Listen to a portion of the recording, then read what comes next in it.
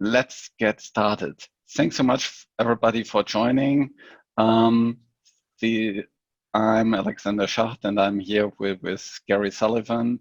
And let's go directly into the program where we talk about it's not enough to be right, strategies for influencing your business partner. So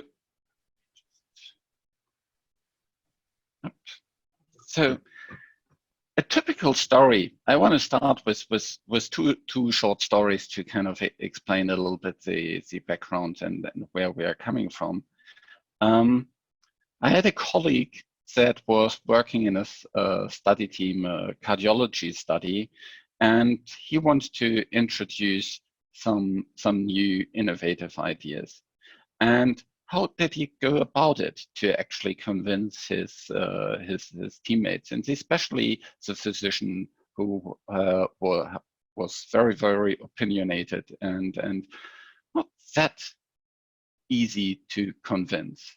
So he explained all the statistical theory. He actually went into lots of details, had lots of slides presenting all the background. He even go into the really deep mathematical backgrounds in terms of what are the benefits, how it all works.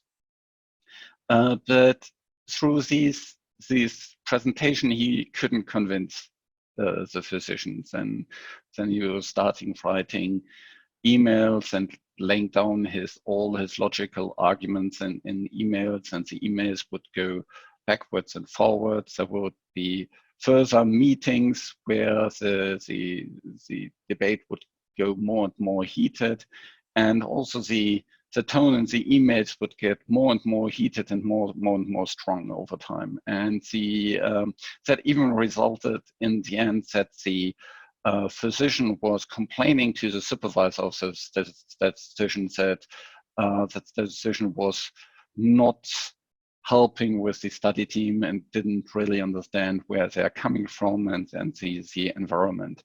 And so that statistician was really, really frustrated about it, really angry about it. And it didn't really help the overall study team because he couldn't convince the study team of some superior statistical approaches.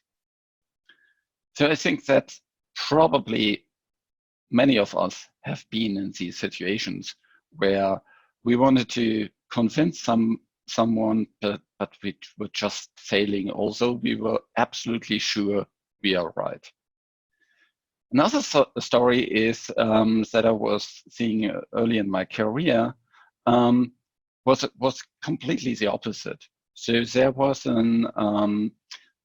new study that we were proposing, and it was observational study. The observational study was set up in an environment where there was a lot of scrutiny on these observational studies in terms of what is their scientific merit and what is their integrity, in terms of their being transparent, in terms of not buying prescriptions and things like that. And so that story turned out to be very, very different. And instead of kind of writing lots of emails and things like that, there were a lot of pre-meetings. There was especially one bigger meeting with one of the key stakeholders, the key approvers of these studies, where the study team had the opportunity to show what they have done in the past in terms of such studies, what their setup was, what the scientific credibility was the feedback of the scientific community, the series of peer-reviewed publications that were coming from that. And so the study team could build a really, really good relationship with the different approvers. Then when it came to approve this new study, there were a lot of pre-meetings with the different stakeholders in the committee. and to get them on board, to get their buy-in, and to make sure that everybody understands what is the background, where's the scientific integrity, and also to receive further comments from the different stakeholders, so that all the different stakeholders had some the feelings that they could contribute and that they had a say in designing the study. Then when it came to the proving of that study, there was another very heated debate, but because people could speak to the integrity of the study, to the scientific value of the study, and how it will help to basically set an example of how such studies should be run, the study team was able to get this controversial study approved, because the key stakeholder had lots of trust in the study team that is a scientific valuable study. So why are these things so different? So in both situations, people want to convince others on doing something new, doing something different. And there's two big differences is that in the first story, there was only the relationship was only built through email and through the study team meetings, but there was no deep relationship between the different people involved. Whereas in the other story, with the observational study, there was a lot of investment in relationship, in long-term relationship, in understanding where the other is coming from. Also, and that led to having very, very different trust level between the different participants. In the first story, you had physicians that didn't trust the statistician at all. He didn't trust his track record. He was a more junior statistician. He didn't trust that that was the best for the overall study team, because he couldn't understand how that fits into the bigger picture. And so that didn't lead to a good outcome. Also, the statistician only communicated about the facts, the statistical details. He went into really, really lots of detail in terms of the logic behind it and where the mathematical benefit is coming from. However, that doesn't convince the study physician. What, however, convinced the stakeholders in the other example was not so much the content of the study itself, but the way it was set up, the way it helped to speak to the overall merits of what the company wanted to achieve, how the company wanted to appear, and how the company wanted to conduct such studies in a credible, in a scientific, valuable way. And so these are the 3 points that really separate these two cases: building relationship, establishing trust, and communicating beyond just the logics and the facts. And that's a little bit what we want to talk about in this webinar today. First, I want to talk a little bit further in terms of what you can actually do to build these relationships. And this quote really nicely displays why relationships is so important. In business, it's all about people. It's all about relationships. And however, there's often we don't invest enough time in building these relationships, or we are not doing it the right way. So what can we do better in terms of building relationships? The first thing is, if people don't know you, they can't get to know you. So the first thing is, you need to actually increase the exposure to the other people. in the first example, for example, the statistician had only the exposure through the usual team meetings. Well, it makes a lot of sense to increase that through, for example, having lunch meetings with the different people. Very, very easy way. Or if you are working virtually, you need to set up separate one-to-ones to talk through all kind of different content. And there, it's useful to not just speak about the study, but speak about other things.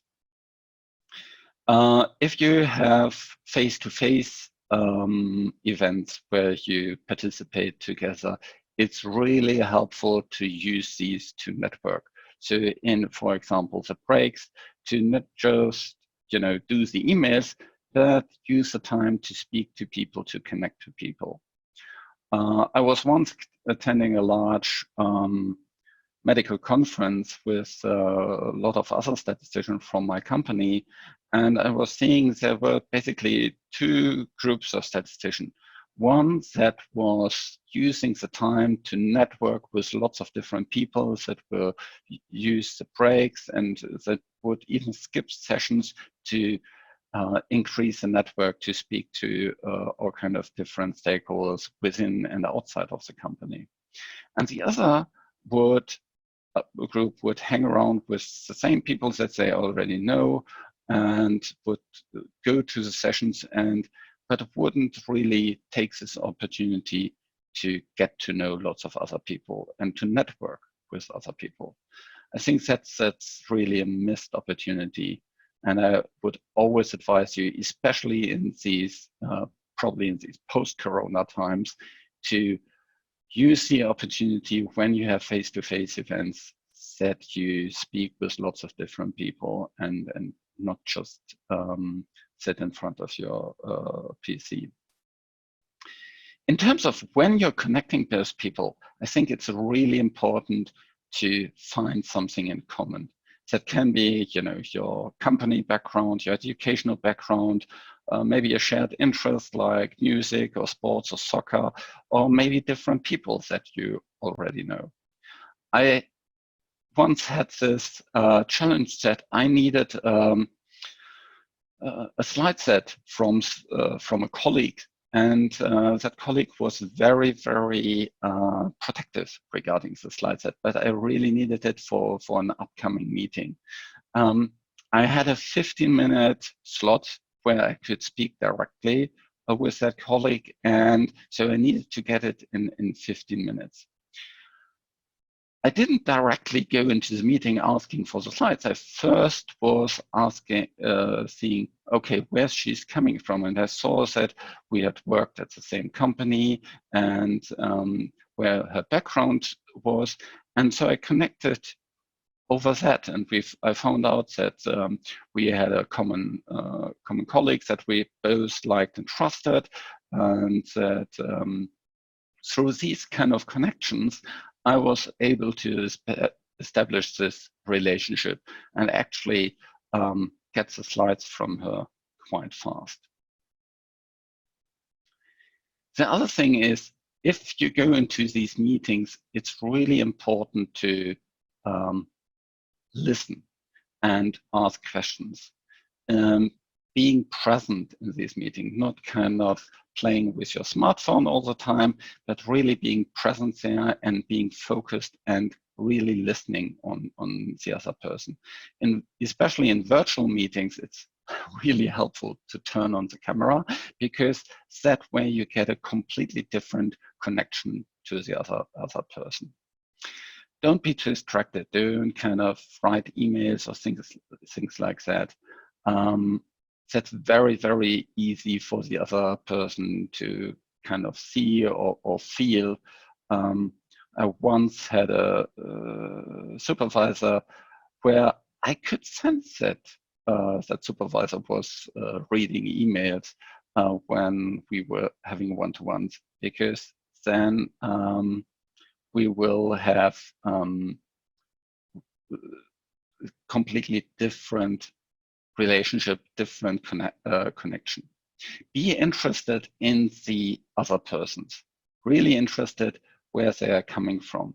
understand what are their different perspectives, what are their needs, what are their goals, what are their constraints. So is it that they're more interested, for example, in the scientific quality of your study? Are they really concerned about the budget? Are they really concerned about the timelines? What are they measured against?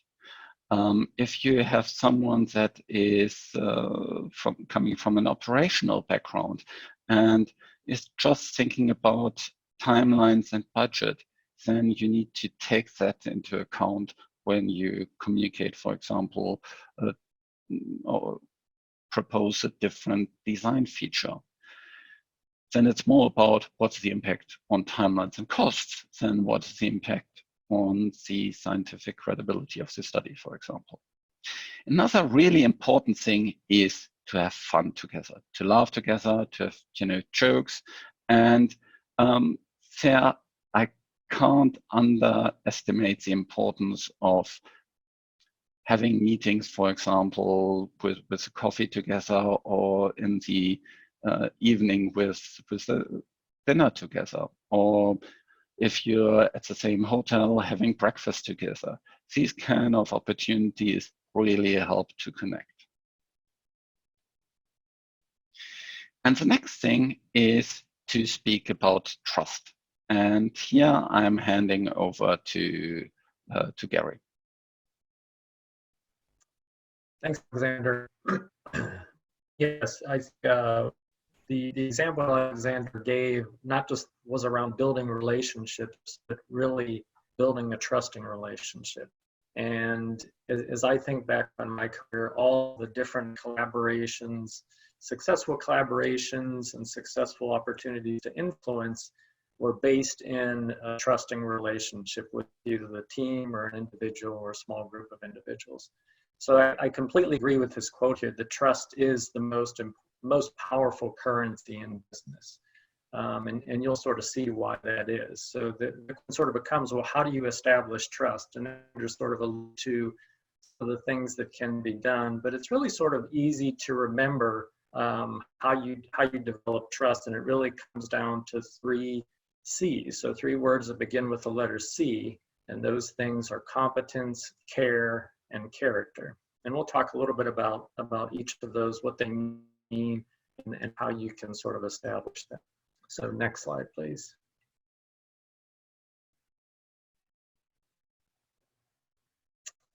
So the first thing in terms of demonstrating competence, this is relatively easy for statisticians because we tend to be technically minded people.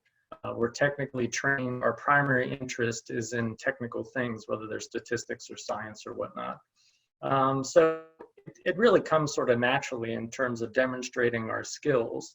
And it's an easy way to make what I would call our deposits or investments in the decision maker or the team or the stakeholders. But one thing I would impress here as a caveat in terms of demonstrating this competence would be to first use your skills to first solve their problems. Because we can talk about, things, methods, novel methods, innovative ideas, but solving their problems helps lead you into the second C, which is care. And you'll sort of see how solving their problem shows care for them. So next slide, please. So the second C is care, and showing that you care. And by focusing your attention on their intentions, by focusing your technical expertise on their problems, it shows that you care about their problem. And this can be both from a standpoint of using technical skills in a technical project team, just working with people as individuals. It can be from a standpoint of influencing people that are at a higher level than you. And for supervisors, it can be trying to instill care in the people that report to you. I mean, a simple example is when I was a supervisor, I had people in my group and they would come to me with ideas. And I remember one person came to me and they had an idea with regard to diabetes. And they really wanted to share this idea with someone at a senior level. And so I set them up with an executive, and I didn't know them that well, but I knew of them and sort of pointed them in that direction and got them connected. And those little types of things so that you care about other people's problems. The same is true in terms of working a project team. If you're a part of a team, and this is what I noticed about the most successful statisticians that were consistently successful within my team, is they were the ones that would focus first on the problems that their collaborators came to them with. And by focusing on those problems, in a sense, again, you're focusing your attention on their intentions. You're showing that you care about solving their problems. And this, in a sense, makes these sort of deposits or investments. And then later on, it's much easier to then say, okay, now I have an idea that I want you to consider. So once you focus your attention on their intentions, it's easier later to ask them to focus their attention on your intentions. And in a sense, that's the crux of influence. So next slide, please. So the third C is character. And character can be defined as the sort of the moral qualities of an individual. This is something that sometimes is harder to demonstrate and takes more time, more than anything. But it's really a matter of just being consistently true to your own principles. I think newer statisticians sometimes can get frustrated here because it can take time. They know they have the technical competence. They can even show that they care about teams and individuals and collaborators, but in a sense, it gets around sort of developing a reputation or a brand. And I'll talk about this a little bit more when we talk about communication, but in this sense, behaviors and actions speak much louder than words. I remember working on a team where it's a very big cross-functional team, and the senior most person on the team was a scientist, and it was a crisis situation, and we had pretty much daily meetings, and sometimes they got pretty sort of heated and contentious. And at the end of one meeting, the senior most scientist, very smart guy, he sort of offended one of the engineers working on the team, sort of spoke to, not maybe believing in his technical expertise.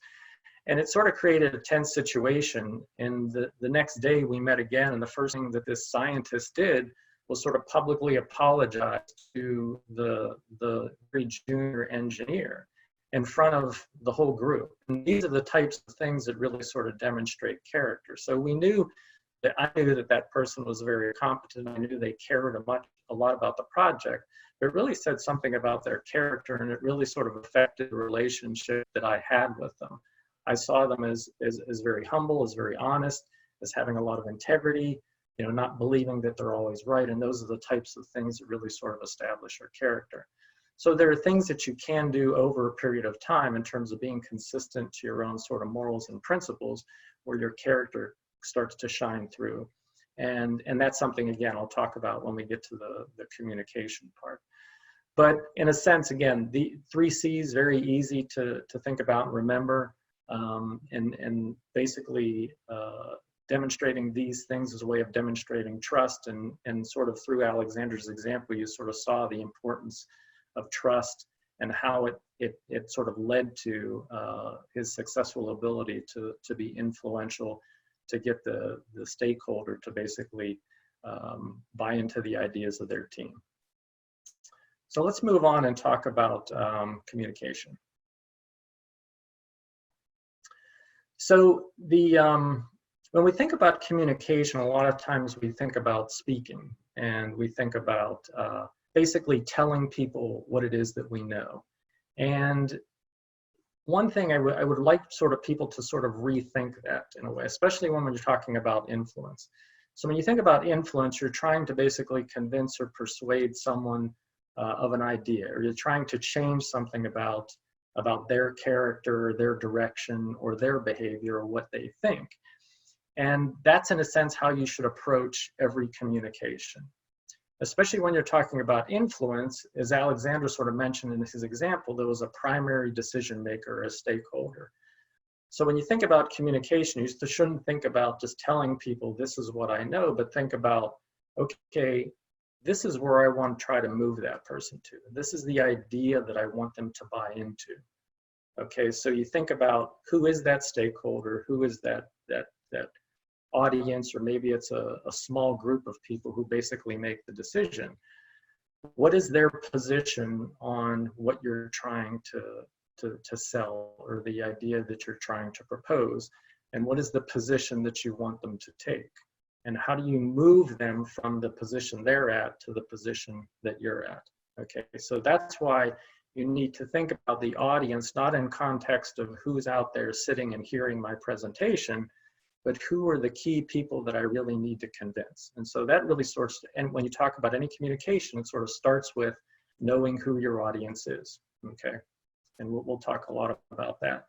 Then we'll talk about the modes of persuasion, the 3 modes of persuasion, logos, ethos, and pathos. And then I'll give some summary comments around time, patience, and perseverance. So next slide, please.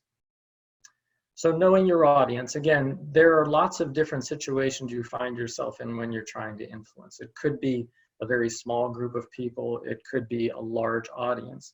But as I said, in any of those situations, there's usually one person or a few key people that you really need to sway, and those are the people that make the decision, okay? And so that's why you need to think about communication, and get, as I said, not just about telling people what you know, but about trying to move them from their position to your position, trying to get them to buy into the idea that you're trying to propose. So if you'd click again. So there's a couple questions to consider here. So as I said, thinking about who is the decision maker. Where do they stand on the topic that you're going to talk about? Are they going to be an easy sell for that, or are they opposed to it? Have they used a different technique or a different method or a different approach? And that says a lot about how you need to move them. If it's going to be something that's going to be difficult, or if it's going to be something that's pretty easy. The other question, as I mentioned, who are the other key players?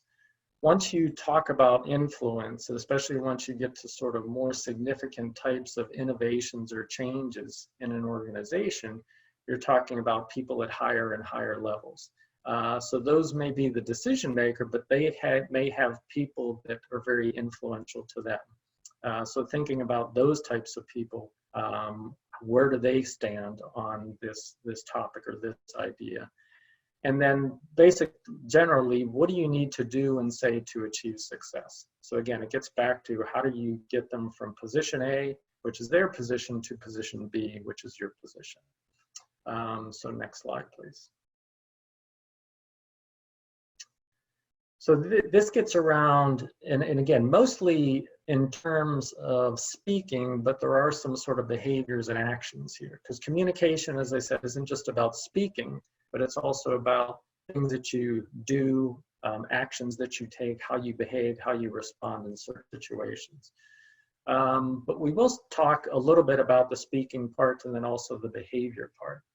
So the 3 modes of persuasion that some people may be familiar with this are logos, ethos, and pathos. All 3 are important in terms of trying to convince people or get them to change their position or buy into an idea. So let's talk about each of these 3. Let's start with logos. So next slide, please. So logos gets to basically Latin word based in sort of logic and facts. And it really speaks to presenting the facts and the logic. You also see sort of a neat connection here in terms of the 3 modes of persuasion with what we talked about in terms of trust. Okay, so the logos part sort of ties in with the competence part. Again, this is a strength of statisticians. We're very good at providing data, thinking about technical justification, and that's important. But we also need to account for the other sort of technical aspects of a situation in terms of systems and processes. So when you're proposing a change, being able to speak to what are the policies or procedures that might be affected, what are the systems in play, how would we need to change those? So you need to talk both in terms of the technical details, maybe of the method or the approach, but also how it's going to be affected by the current systems, how they might need to be changed.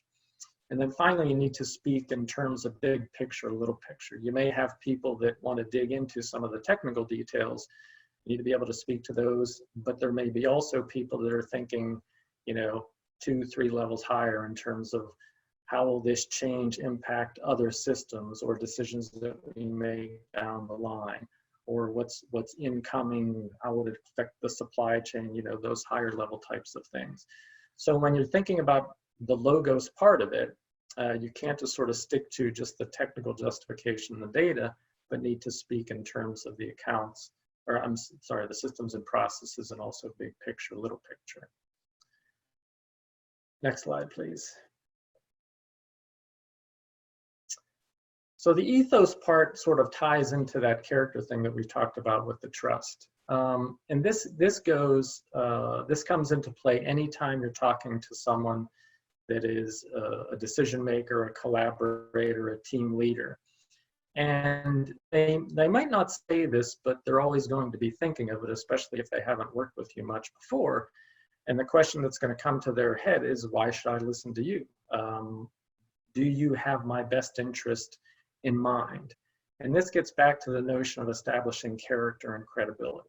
And this is what I talked about in terms of this can take time, but it really just goes about in terms of you sticking by your principles and behaving in a very sort of consistent and sort of ethically moral way. Because it really comes down to what is your reputation. Now, your reputation can be defined by your actions, but it can also be defined by people that you've worked with or collaborated with. For example, you may work with a very sort of senior person who speaks highly of you. So in a sense, that really helps to establish a strong character for you in the eyes of collaborators or decision makers. So your reputation really can be determined by people around you. On the flip side of that, if you're connected with someone who maybe a stakeholder doesn't have a good relationship with, then it may be a little bit of a knock on your reputation. It's not anything you did, but it sort of comes with just being associated with that person. So there are ways that your reputation can be defined, both good and bad, but over time, your reputation can speak for itself in terms of, like I said, sort of sticking by your principles and being consistent in your behaviors. The other thing that comes into play here in terms of, again, when you think about communicating with attempts to try to influence people, is the idea of letting others help. As I talked before, you may know someone who really has a good reputation with the decision maker, and it may be helpful to include them in the communication, whether it's the one-time communication or having them speak to the decision maker on your behalf, or having them meet with other key players that will play a part in the decision. So it doesn't really just all have to fall on you. You can think about who can help me do this, and how to involve them in terms of communicating the idea or trying to sell it. So next slide, please. So the last mode of persuasion is pathos, appealing to the emotions of the audience, or more specifically, the decision maker or the stakeholders. And this is one that I think sometimes statisticians fall short on. As we said in the title, it's not all about, it's not enough to be right. Really, that speaks to an over-reliance on the logos part. And the pathos part, again, really gets to the question of what's in it for them, okay? You have to think in terms of the decision maker or the stakeholder, because they have things that they value, or they have risks that they might be taking by adopting your idea. You have to remember that these are people with emotions.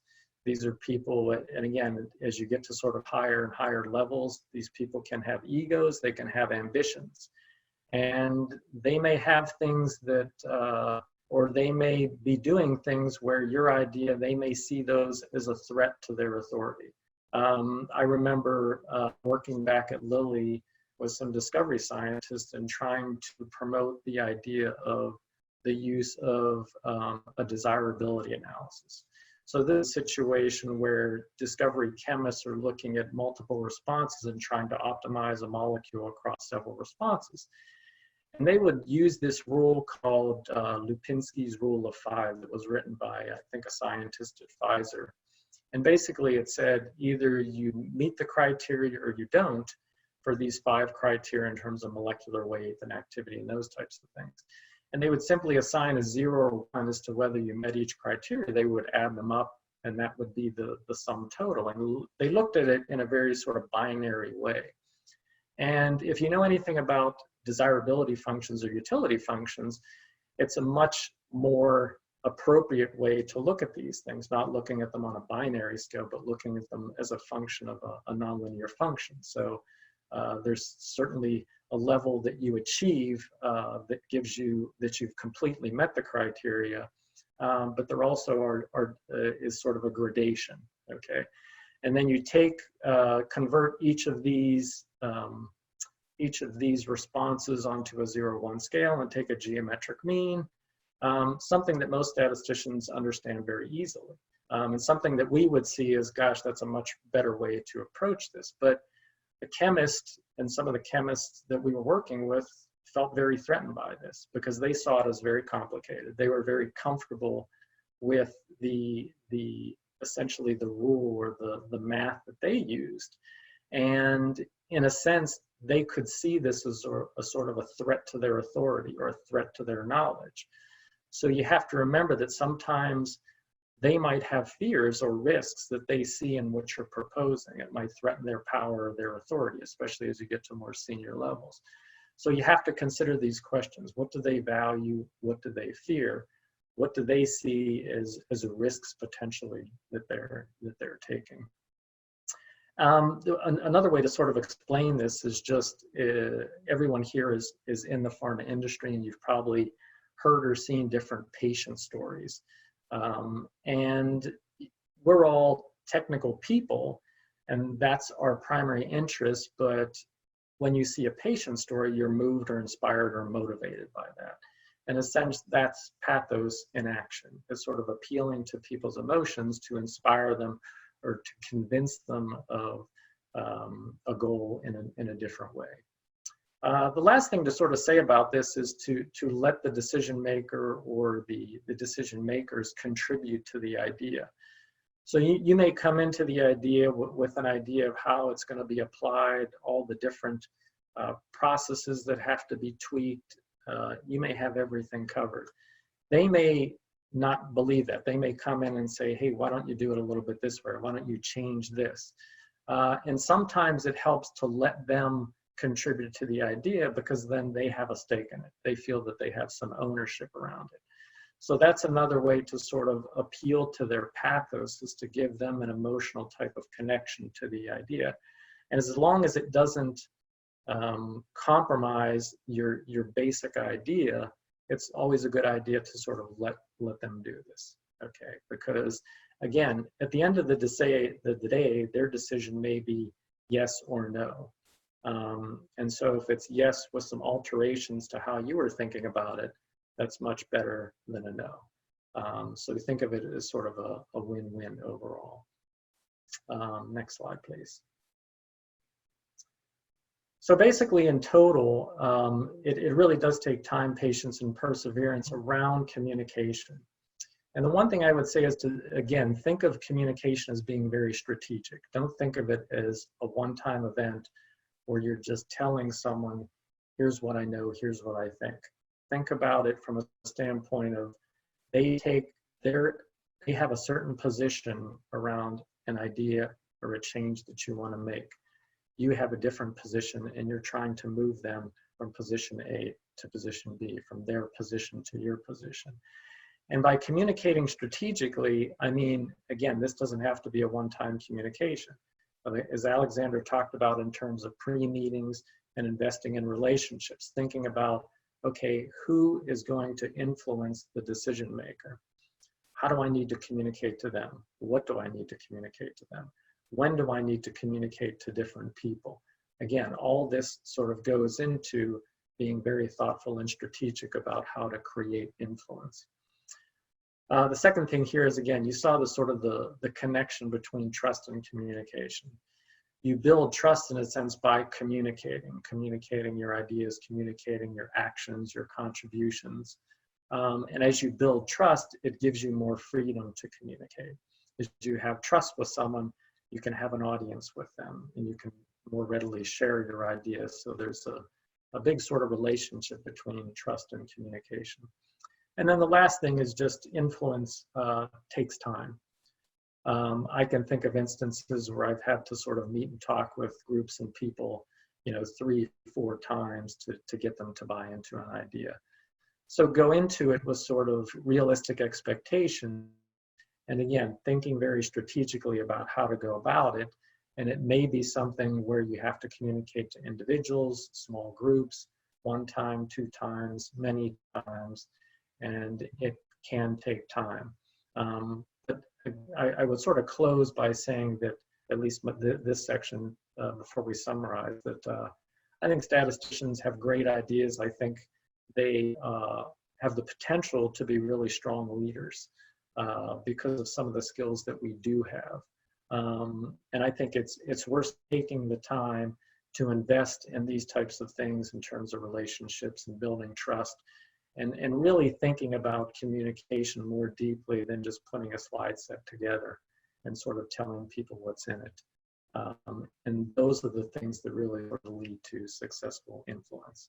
So let me turn it back over to Alexander and we can close out, take questions. Yeah, if you want to, if you have a question, just type it into the chat and we'll get to that in a minute. Yeah, so our call to action here today is really to never stop building relationships.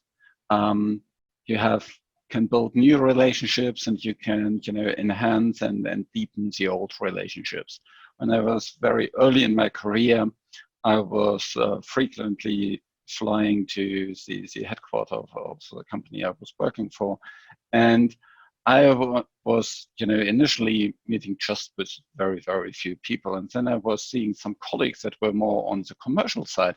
And they had these, line of one-to-ones and lots of meetings. So all the times that they spent, on this business trip, they would meet with people. And I learned from that, they are building relationships. They are leveraging this kind of vital time where they're face-to-face to deepen old relationships and to build new relationships.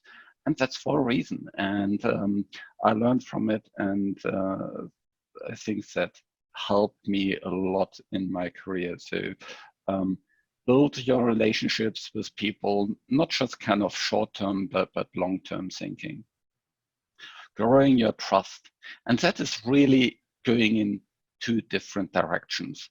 When I was starting a new collaboration with the CRO, I was remembering that I was visiting them and trying to understand where they're coming from, what their background is, and also giving them trust forward in terms of that they're delivering. And that really helped to build this relationship and build the trust that things are going well. And so there's this really connection between building relationships and growing your trust. And then learn to communicate beyond the logic and the facts. Double down on the pathos, double down on the ethos, so that you can convince people in an effective way. And it's really not about tricking people. It's really about making sure that you're effective in your communication and that the other side really understands what you want to achieve in terms of what they're interested in. It's not about kind of manipulating the others. It's about reaching something that is helpful for the overall organization, for the study team, for the company, or for your customer, for the patients in the end. So that's why we have this webinar today. It's really making sure that the great stats that we are developing also is implemented and really executed, because we can be the greatest and more brilliant technical statisticians, if we can't convince our stakeholders to act on these ideas, they're pretty much useless. So with that, we are opening up for question and answers, and so please type in any questions you have about the topic into the chat, and then we can go back to that. Oh, that's the first question from Valentina. What was the solution, the communication with the chemists that were afraid of their method being challenged? I think that's for you, Gary. Yeah, I mean, basically it was just time in terms of getting them to understand. I mean, part of it was getting us to understand, that they were sort of embedded in this approach. And then the second part was bringing them slowly along. And like I said, building that trust, because a lot of this sort of came from, hey, here's a better way, okay, rather than let me try to understand your problems, help your problems. So it was maybe a poor example of trying to build the trust on our part, going right to, I'm competent, I'm smart, here's a better way for you to do things. So it was sort of taking a step back, building the trust over time, not just with the chemists, but other people that they had trust in and some of the systems that they have used, and trying to get the people that own those systems to sort of buy into the method that we use. So in a sense, it was sort of a misstep on our part, and having to sort of step back and say, okay, how do we really build the trust here? How do we think about, again, strategic communication in terms of being able to convince them to move to that position? And eventually it did work. It just takes time, like I said. Yeah. I think it takes time. It's a really, really important point. Another question from Sammy. One major hurdle I see is the confidence to say what we intend to say using the right language, given most of us are not native English speakers. Does it come with time and experience? Given that I'm not a native speaker myself, I can talk to that. It surely comes with time and experience, but I think the language is especially not so much of a challenge in the one-to-ones. So in the one-to-one situations, you can build confidence, you can build relationships, and I think it's much easier in these one-to-ones to engage people, to convince people, because you're not that pressured to speak in a big group. And for example, with this one study that I talked about, we had lots of one-to-ones with the key stakeholders from the different committees that we went through, and that helped a lot to set up the meeting so that the actual committee meeting was then only about communicating the decisions that all the people had up front.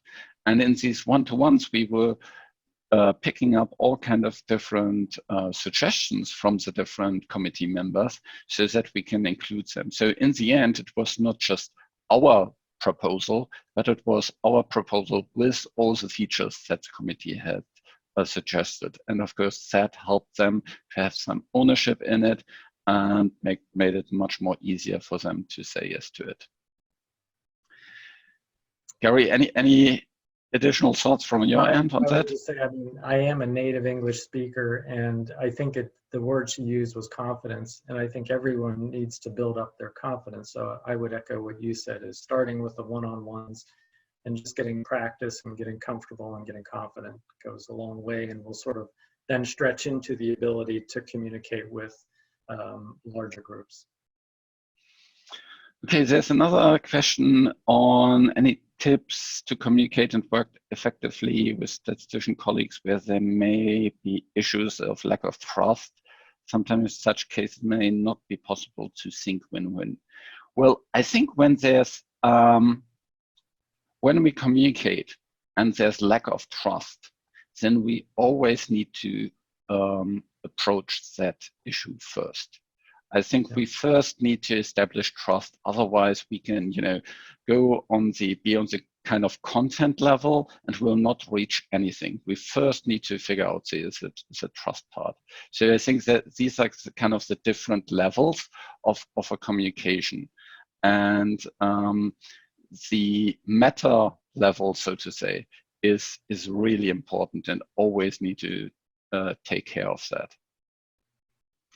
Gary, yeah, what do you think? As you said, the trust, and I mean, I've had situations like this where with collaborators there was like a clear lack of trust, and it's amazing sometimes once you sit down and have a one-on-one and really sort of get into building the trust, or putting the issue out on the table in a very sort of thoughtful way. And that, I think it's around sort of conflict resolution type things, that you can make real progress. Sometimes it seems that it's just a miscommunication.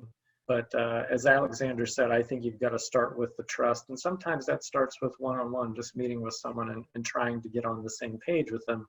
Or just, again, there's some vulnerability there where you basically have to sort of say, hey, look, I don't feel like we're connecting, or that there's some sort of a lack of trust, or there's an issue there. Can we talk about it?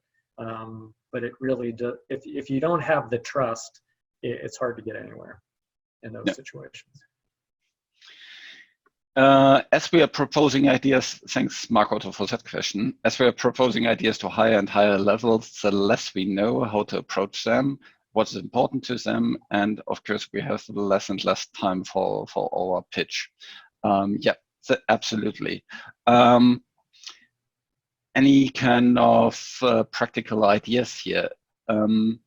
First, I think it's really important to get as much data about the stakeholders as possible. And there's a couple of different ways you can get this information about the people. So, you know, the people that are much more higher up in the organization, they will communicate, you know, over blogs or video blogs or kind of broadcast emails, all kind of different things. And so you can learn about, okay, what are they concerned about? What do they speak about? What kind of language do they use? And that will help you to understand what are their main concerns. Where do they speak about? Do they speak a lot about, you know, maintaining the budget? Do they speak about being innovative and creative? Do they speak about accelerating the timelines? And that gives you a little bit of a feeling for what's important for them. Another source is, do you have any people more higher up in the organizations that may know them? You know, so is maybe, you know, your VP of statistics, do they know them? And do you get a chance to speak to that person to better understand the background? Is that, you know, what kind of person you will talk to? Or is there someone else in your study team that has, you know, relationships that's higher up that can give you this data? Yeah, I would echo these things and say, yeah, the more you know about them. I mean, just a couple quick examples of some VPs that I worked with. It would range from, some of them were like contrarians, that anything you said, they would say, well, I don't agree with that. Why do you think that? So another one was the type that they would never let you finish a presentation. They would go through the presentation and they would say, can you go to slide 16? And I have questions about that. So being ready for how they approach these types of presentations is very important. I know another one who was very much a good listener and consensus builder. So you would talk to them and they would get the input from their lead team. So there's lots of different personalities there, but I think the more you know about their style and how they like to approach these things. Some of them might just like a written proposal and not a presentation, so that you just come in and you talk about the you know, what was in the written proposal. Some might like a short presentation with a pre-read. So as Alexander said, sort of connecting with people that know some of these more senior people and can tip you in on how they like to approach these things. And then I would say preparation and practice. Leveraging those other senior people that know this person, and basically sharing, okay, here's the approach I'm going to take, or let me present to you and you sort of play them or see how this will land. I think those things go a long way. So it really gets back to, again, the networking part, the thinking very strategically about the communication, because lots of decision makers and stakeholders, they have different styles and different sort of approaches to how they want these things. Yeah, it's always great if you have some kind of colleagues that went through the process before you, and you can talk to them and get some information. Swana, what is the best way to deal with those who have their own understanding of statistical concepts like odds ratios, hazard ratio, and insist on their own lay interpretation of these? How do you convince them? Yeah, that's yeah, that's really difficult. And here I think it's even more important to not start with kind of the mathematical background. I think here it's really important to first build relationships, build something like a likability factor, so that people like you and want to kind of understand where you're coming from, because that will open up them to actually listen to you. Because I think their main concern is they want to keep their faith, and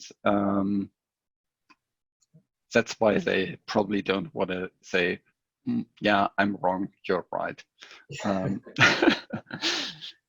What do you think, Gary? Say, it comes down to that. I mean, if they're feeling like you're telling them they're wrong, that's not going to go well. So I think, I mean, there's different approaches, but I think a patient approach in terms of biting your tongue and just trying to build that relationship and that trust, and then looking for an opening as to when you can start to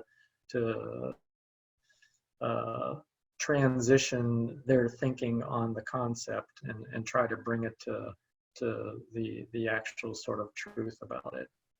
So I think, again, it's sort of patience, trust. I don't know that they have to like you, but I think they have you have to build that trust. So yeah, there's a likability factor there, but I think it's the trust thing. Yeah, I actually think likability is really important. So that, oh, it helps. Yeah, it helps a lot. It helps a lot. Yeah. Also, very often people speak just about, you know, being respected, but I think being liked is helps a lot. Okay, any other questions? Otherwise, we are on the top of the hour. Thanks everybody for participating. In terms of these topics, we are actually presenting about these topics on a regular basis. We are posting podcast episodes on the effective statistician, on these leadership-related topics, also on an ongoing basis. And we are also having leadership trainings that's currently not available, but we'll make that available in the future again. So thank you all for participating today, and have a nice time, and stay safe in these Corona times that are quite turbulent. Thanks. Talk to you all soon.